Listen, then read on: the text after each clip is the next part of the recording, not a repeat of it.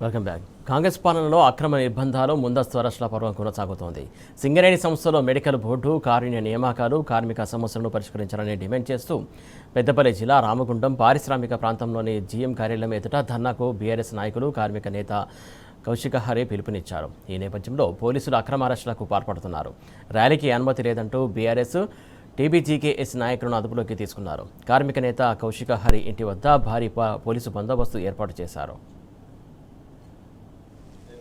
GM office ముంగట BRS party ఆధ్వర్యంలో తలపెట్టిన ధర్నా పాదయాత్రను దాన్ని నిర్విఘ్నం చేయడం కోసం కాంగ్రెస్ పార్టీ కుటిల యత్నాలు ప్రభుత్వం ద్వారా చేసుకుంటూ పోలీసుల ద్వారా చాలామందిని అక్రమ అరెస్టులు చేస్తూ ఏదైతే సింగరేణి కార్మికులకు సంబంధించినటువంటి వాళ్ళ వారసత్వ సమస్యలు, మెడికల్ బోర్డు సమస్యలు, అదేవిధంగా మన మార్కెట్లలో విజిలెన్స్ సమస్యల మీద పెద్ద ఎత్తున పాదయాత్ర ద్వారా జీఎం ఆఫీస్కి వెళ్ళి నిరసన చేద్దామంటే దాన్ని అక్రమ అరెస్టులు చేస్తూ కాంగ్రెస్ ప్రభుత్వం భయపడి ఈ యొక్క కార్యక్రమాన్ని ఇబ్బంది పెట్టే విధంగా చేస్తూ ఉన్నారు.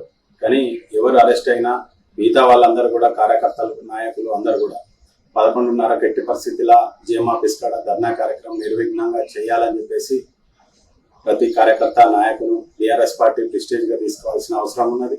కొంతమంది కుట్రలు పన్నుతూ దీన్ని ఇబ్బంది పెట్టాలని